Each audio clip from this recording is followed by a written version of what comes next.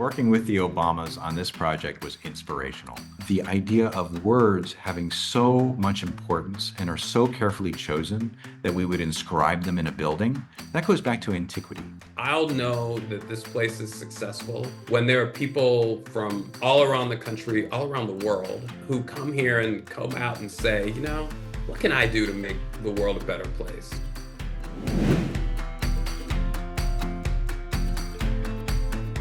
Welcome to the season 1 finale of Enjoy Illinois, Let's Go. And yes, in case you were wondering, we absolutely saved the best for last.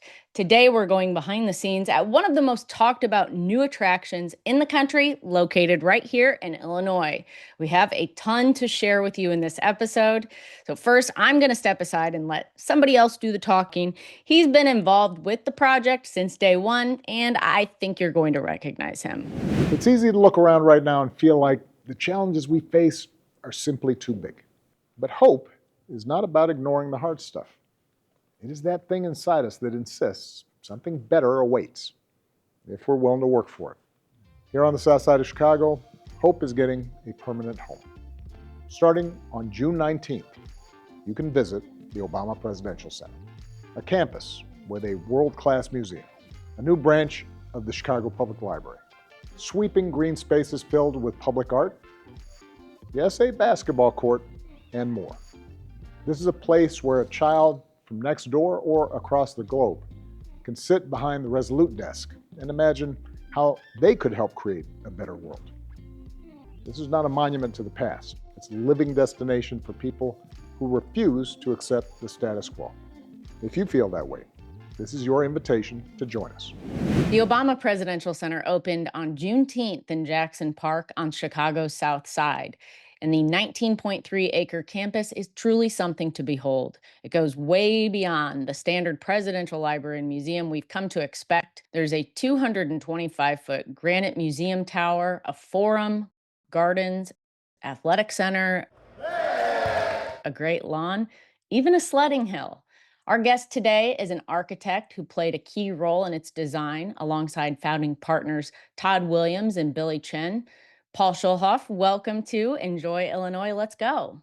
Hey, Katie, it's a pleasure to be here on this podcast talking about the Obama Presidential Center. Well, you've accomplished quite a bit with this. So before we get into the campus itself, what was your role on the Obama Presidential Center? Yeah, so I was one of the architects, partners with Todd Williams and Billie Tsien on the design and ultimately construction of the center, which we started back in 2016. So it's been 10 years in the making. This is an enormously ambitious project and took a long time to realize. So we're here finally at the point of the opening and really excited for everyone to come and start to visit. So, Paul, what was it like working so directly with the Obamas on this project? Working with the Obamas on this project was inspirational. It was an amazing opportunity to be able to help them to fulfill their vision for what this would become and to understand what they wanted the project to be for the community and for their global initiatives. What did you think the Obamas saw in your firm's proposal that made it the right fit? Yeah, it's a great question. So we actually started the process of going for this project back in 2015, and there were 140 firms from around the world that applied for it. And then they narrowed it down to 7 firms, and 7 firms did a competition. They were also from everywhere from Chicago, throughout the United States and internationally as well. And what we early on came to the project with an idea of was that it wouldn't be a singular building, it would be a campus. And we've heard later on that was one of the key things that distinguished the competition entry from others.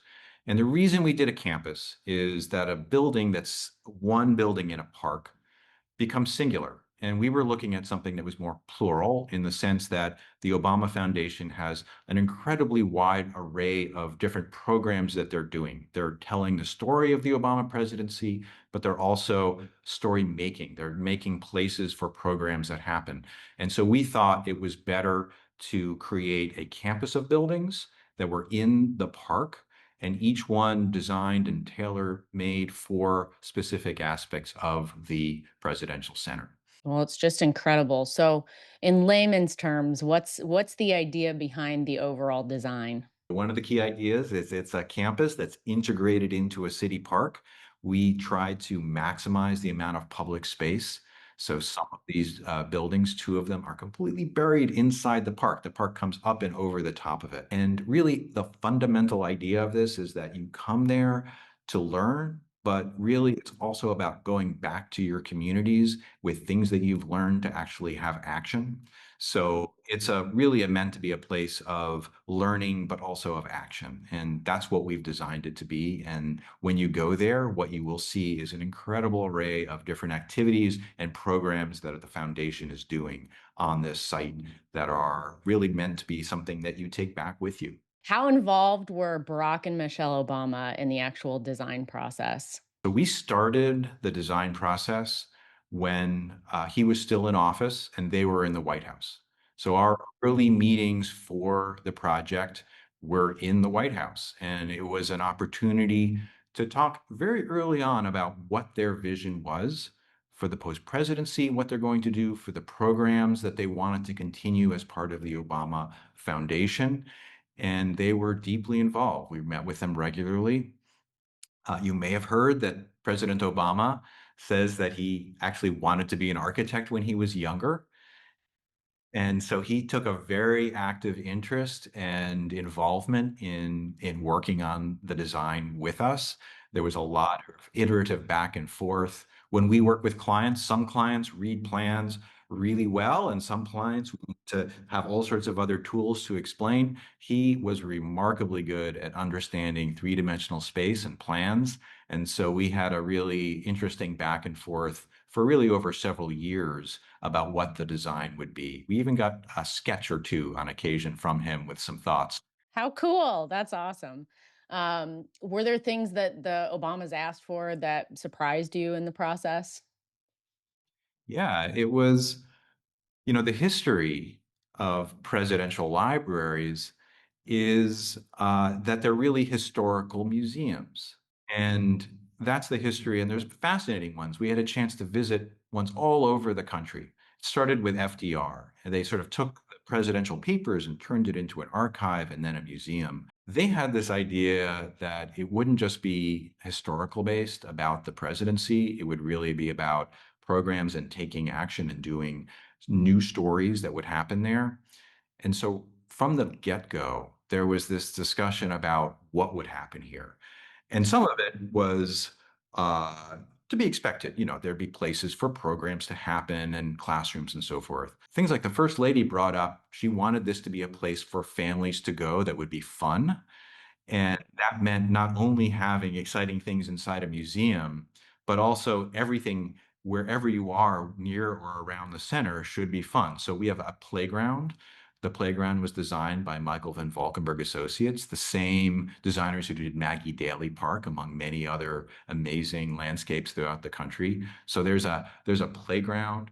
There is a hill that's a sledding hill for the middle of winter, and it's built on top of the garage. So the garage is totally buried. It also becomes a performance venue for hundreds, if not thousands, of people for performances that have there. So these were all things that probably wouldn't have entered our mind at the beginning of this process as being central and important to what a presidential center would be. And we realized actually that was really important. That was front and center for what it should have. Yeah, it's really unique and it's really cool. I mean, true to the Obamas, it seems. I worked in the media when President Obama was actually a US Senator. And, the story was always like he played basketball here in Springfield, he played basketball in DC. So it's really cool to see the basketball court be part of this whole operation, too. Oh yeah, that was from the early days. It was clear there was going to be a basketball court on this center. The Museum Tower is the centerpiece of the OPC. What is the story behind it? Well, so as I mentioned earlier, there are several different buildings. Some of these buildings are really quiet and low. So the Chicago Public Library, they're one-story buildings. They're actually buried. The park comes up and over. We try to maximize the amount of public park that's retained, even though we're building this major new project in it. And that's a really quiet place where it fits in. But there's also a tower, and this is an opportunity to stand out. And that's what it was designed to be. And really early conversations we had with them about how much this should fit in and how much it should stand out. And given that this is a project that tells the story of America's first Black president, it's a place that can be a destination both within the region, but then also globally. It needed to have something that was iconic, and it just made sense for that to be the museum. And over time, as we worked with exhibit designers and understood about the way they were telling the story of the presidency, it was about ascension. It was about starting from the bottom and then moving up through the tower. And each floor of the tower told a different part of the story of the presidency and ultimately reaching the top, which is an amazing room called the Sky Room. And so that piece is very much meant to be an iconic presence and something that is a landmark in Chicago and on the south side of Chicago to be able to have that be a destination. It's very striking and very memorable and very iconic for sure. Yeah, and I think that was a big part of this collaborative effort that we had with the Obamas to sort of define that it was important for there to be something that was a beacon that drew people to it and that also stands out in the right way and becomes a memorable place. I just flew into Chicago last week, and as I was flying and I looked out of the window and I saw it. And it was so easy to identify it. It was like that was the Obama Presidential Center. It was a form that was something that even in Chicago, with a city of so many towers, because it's on the South Side, because of its unique shape, it was something that people started to identify. And you can see it and understand when you see photos of it where it is in the world. Yep, changing the Chicago skyline in a way, but in a different area that really, can use a boost, it seems. Absolutely. It is really meant to be a draw to the South Side of Chicago and to Jackson Park, which is an amazing park. So the history of this park goes back to the World's Fair in 1893. So it was this incredible event that was a chance for the United States to really show what it has to offer. It was after the World's Fair in France that had the Eiffel Tower. So there was a real push to make an amazing architectural destination. And so it was these unbelievable buildings, mostly made out of wood and plaster. So they did not survive. One building did survive, and it was the place where there was artwork. The insurers made them build that one out of stone, which today is the Museum of Science and Industry. And the Museum of Science and Industry is in Jackson Park, which was designed by Frederick Law Olmsted, and made the amazing landscape architect in the United States. Um, and the site of the Obama Presidential Center is on one of the buildings that was in the World's Fair.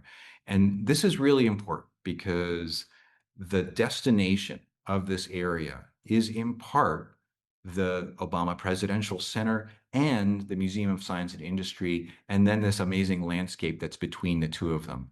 And that was an early idea of whether or not to locate it in Jackson Park, because before we were involved, there was an effort to look at locating it in many different places, New York, Hawaii, and Chicago, or in different area of Chicago. But ultimately, Jackson Park was identified precisely because it could become a broader destination. You could visit multiple museums and an amazing landscape in a part of the city that not everyone comes to visit and not everyone has visited before, and now is a real beacon and draw for people to come there. Yeah, that's wonderful. So the words "You are America" are carved into that main tower. Why is it important to embed those words in particular into the building? If you look back at the idea of words having so much importance and are so carefully chosen that we would inscribe them in a building, that goes back to antiquity. Think of like old buildings where words are inscribed right in the face and the facade of the building. So at the beginning, it was, well, we'll have words, but whose words? Well, of course, it's the Obama Presidential Center and his amazing speeches. And so the question is, it should be whose words? It should be his words. And then which words? And so finally, the speech that's called the Selma speech, the one that was done in Selma, was selected. And then a very important portion of the speech is there. It's not meant to be a speech that you read from beginning to end. It's meant to be a portion of the speech that you then use to understand more about what he had to say and can hear the entire speech in other places. But when you look up, you see some pretty important parts of this speech, including the first part at the top that says, "You are America." It also says, "Yes, we can." So there's also a building called the Forum. What happens there and why is that important to include? Yeah, so in the forum, it really is the place where a lot of the activities and programs happen. So in it, there's an auditorium, but that auditorium is meant to be really flexible. So there can be performances, there can be music performances, theatrical performances. There's an amazing restaurant that's just opened. And as you go through downstairs, there are program rooms, places for events to happen, places for classes to happen, places for all sorts of initiatives to happen. There's a recording studio, so they can do really high level performances, recordings, or talks, or anything else that, like a podcast. Great. What was the hardest problem you had to solve in this whole project? So the site for this project is incredibly important. It's an historic Olmsted Park, but it's also a park that in the 19 mid-century, 1960s, a six-lane road was carved right through it. And there early on was an opportunity to take out this road. And that's a pretty rare thing to happen because once roads are in, they usually don't go away, except this one really bisected right through the park, cut it in half. And so our whole idea was to heal this back together again, heal the landscape, connect the waterfront and the neighborhood, make a better park. So the campus has a library, athletic center, basketball court, gardens, a great lawn. Is this a museum or is it a small city?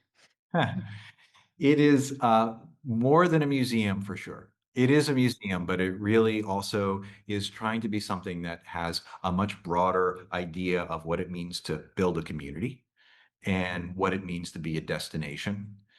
The idea that museums are just places where kids are told, like, be quiet, don't touch anything, and that's it. Well, that's not what this is. There certainly are exhibits and things that are interactive to see and learn about. There's also places to run.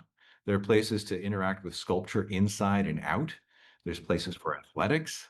There are places to sit and read a book.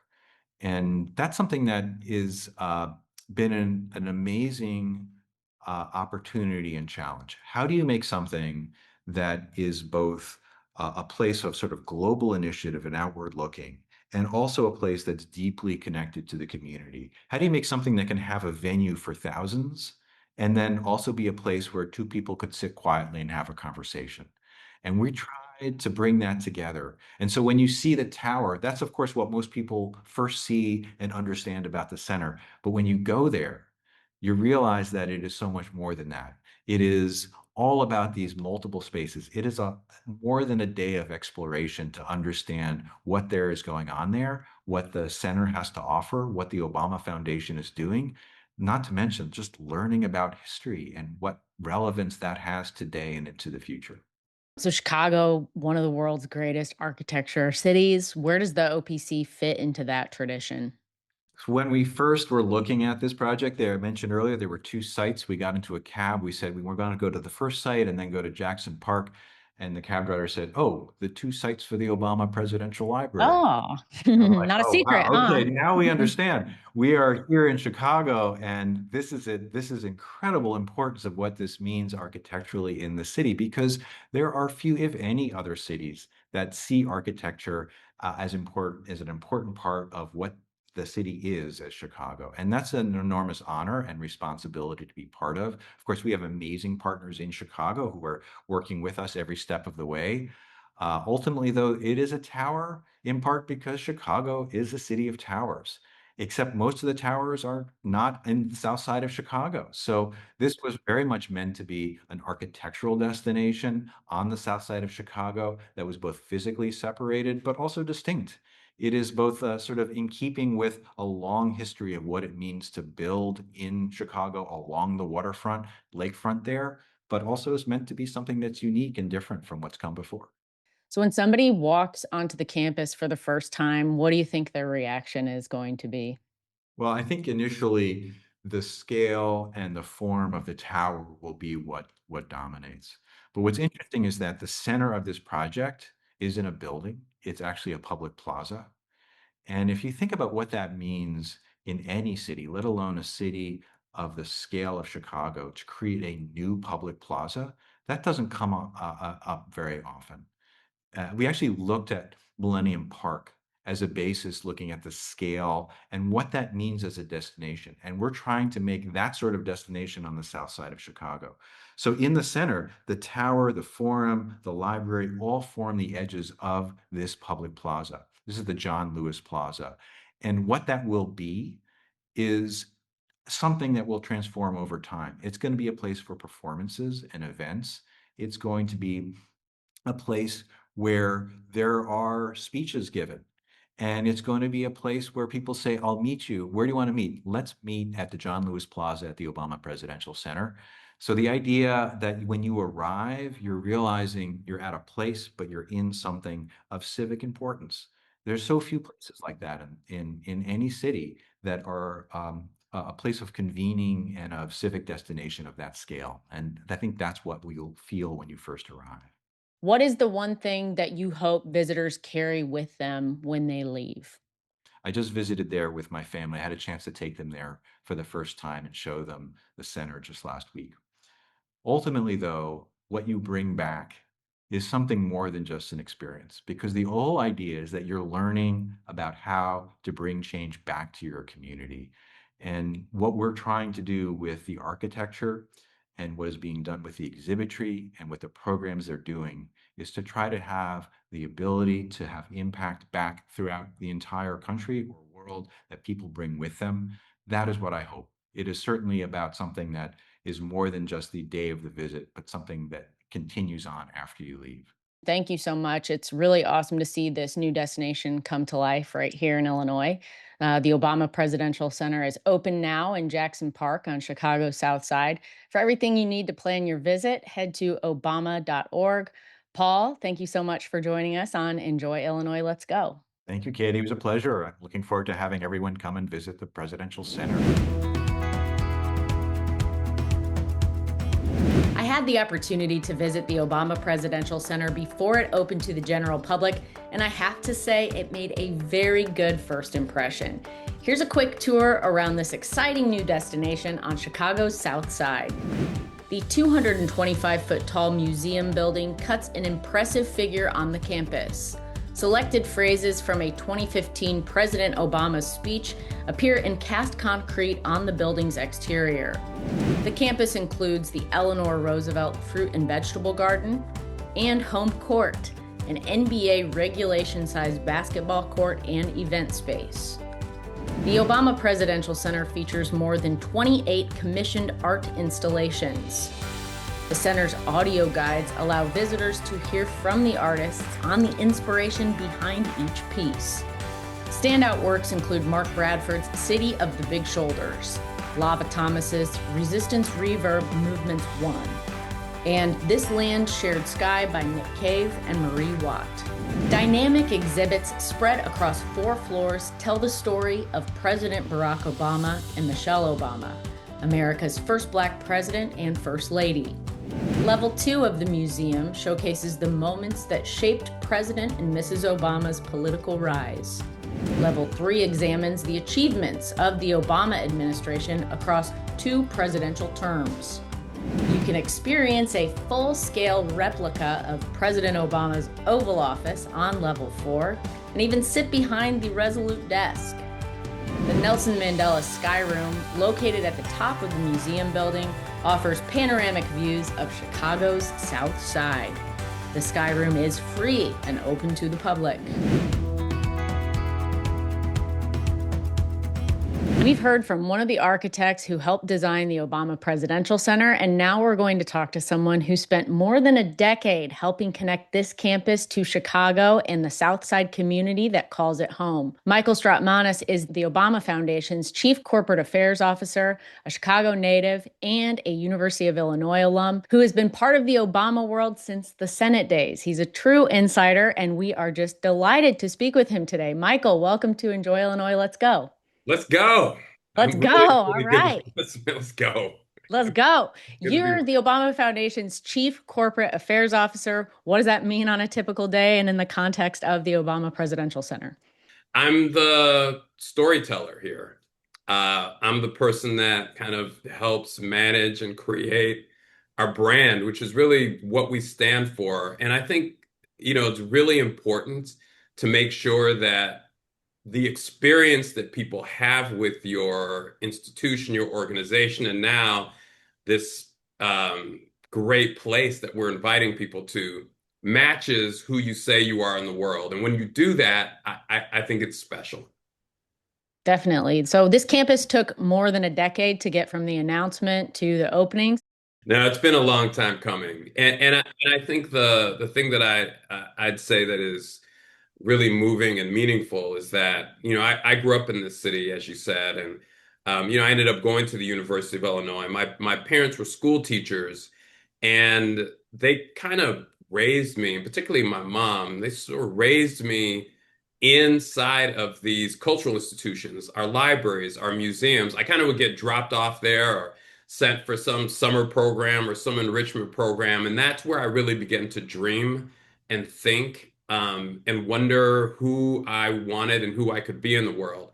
And to now be able to create something for kids that are here, people who are coming to visit, that'll last and stand the test of time. It feels great. To a very long answer to your question. Feels great.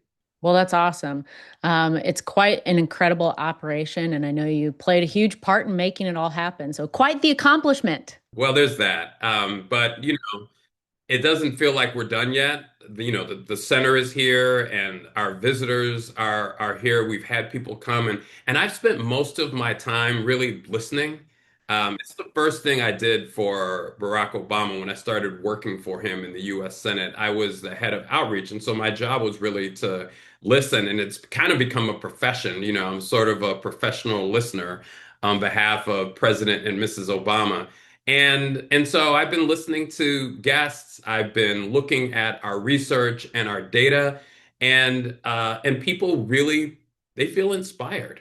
They feel like this place is much more about them than it is about the Obamas, and that is incredibly exciting. Makes it very special and unique. Yeah, it does, and I think a couple things that are unique about it. One, it's this museum experience that you're going to have in what I think is, the greatest city in the world, in the state that I absolutely love. And look, Illinois is kind of unique, right? We've got Reagan's home, we've got the Lincoln Library, we've got the Obama Presidential Center now here. So, you grew up in Chicago, you went to school in Illinois, you spent your career rooted here. When you walk onto this campus in Jackson Park, what does it mean to you as a Chicagoan?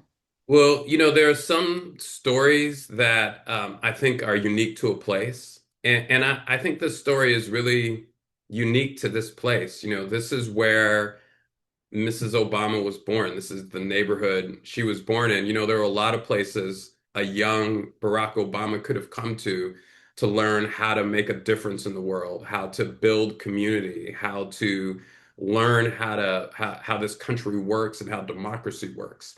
But he came to Chicago, and he came to the South Side of Chicago. And listen, it could be a little loud. It can be a little raucous over here. There can be arguments. People don't always agree, but this is a place where you move through that to get things done. And so that's what I learned in Chicago. And I didn't just learn in Chicago.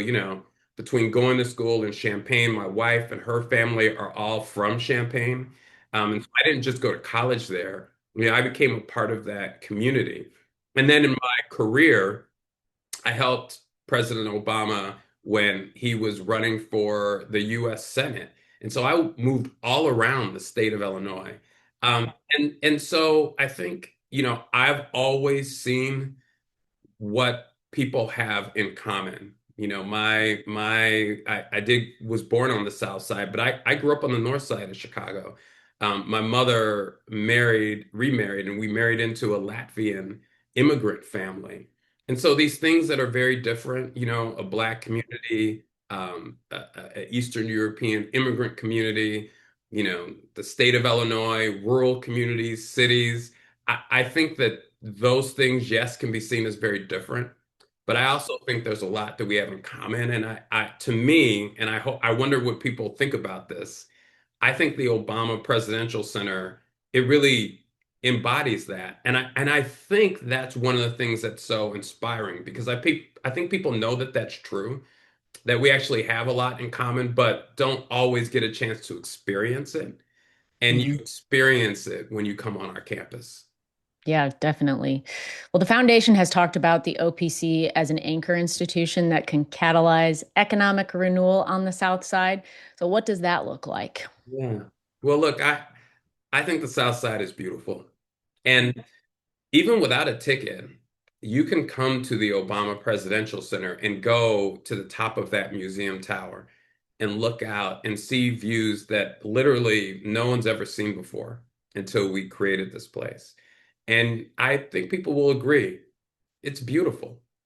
I also would say that the South Side has had real challenges. I've seen things pull out of the South Side of Chicago. And the people who have stayed, they've stayed there for a reason. They stayed there because they love it. And I think part of the idea of doing this is let's make a bet on this community and let's see together what happens when an anchor institution, this is like I'd say around $1 billion of private investment that is coming in with jobs, with businesses, and I'd say most importantly, tourism. Let's see how that kind of economic juice changes a neighborhood and a community. People are super excited. Bookstores are opening, restaurants are opening. I was in a meeting in which people were trying to figure out how to work with Airbnb and other types of institutions to have tourists stay in their home. People really want to welcome folks to this neighborhood, and that brings economic opportunity as well. Yeah, yeah. I think this can definitely be the positive change that's needed. It would be great to see some hotels go in the area too.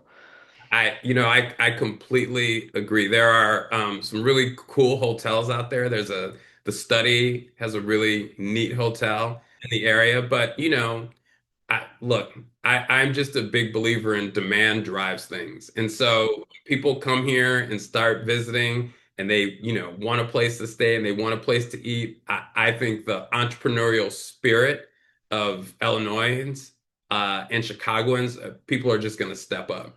Well, from a visitor perspective, how does the OPC change the map? And does it make the South Side an essential stop, do you think? Well, literally changes the map. For many years, I remember, I didn't live in Chicago for a while. I'm from here, but I worked in Washington, D.C. And I would come back and you would get a map of the city of Chicago, and it wouldn't include the South Side for many tourists and many visitors. And so I'm so excited that, our public transportation, they're investing in our public transportation, buses, commuter rail. They're moving to the South Side. Places like Choose Chicago and Big Bus, they're partnering to create a tourism bus that will come to the South Side, that will come to our campus. So I think literally it will change maps. But I think more than that, I would just say the reason why the Obamas and so many others settled in this community, there's probably a more sophisticated word than this, but it's awesome. It's awesome. And so I think when people experience it, they're going to want to come back. And I think that will definitely change the map of our city. Yeah, that's great. So beyond the OPC itself, where would you send the first time visitor in the surrounding South Side? Like, where do the locals eat? Where do they go? What should you not miss? Okay, all right. So, one, don't tell anybody. So, my favorite place to go shopping is the Silver Room. Silver Room's on 53rd Street in Hyde Park. Don't also tell my family, but that's where they get all of their gifts. It's a little kind of shop curios, jewelry, vinyl, t-shirts, all kinds of cool stuff, and like a lot of different price ranges. So, I love the Silver Room. You should go there. My favorite restaurant in the neighborhood is just a block away from there called Virtue. It's got such good food. It's kind of hard to get into. So, like Make a reservation. reservations early, Yeah. but that's an awesome place. And then on in South Shore, just south, there's this place called the Quarry. They have a lot of live music. My son, Michael Damani, I'll put a plug in from him. For him, he's a blues musician. He's open for Buddy Guy. And he performs at the Ramova, which is another live music place. Quarry, another live music place. Finally, if you're like me, I love golf. I would say play a little golf on the south side of Chicago because we've got some really cool public courses. Those are some great insider Let's tips. go. Thank Don't Yeah, tell let's anybody go. about Silver Room though. Yeah, just a few million people out there will tell. That's all. Yeah. So, one last question. Barack Obama has said he wants visitors to leave this place asking, "What can I do?" How will you know when that's working? Yeah, I think what I would say is if we're successful, we're going to be kind of a hope machine. And, hope is one of those things that, it's really hard to measure. But it shows up in people's lives. And I think that I'll know that this place is successful when there are people from all around the country, all around the world, who come here and come out and say,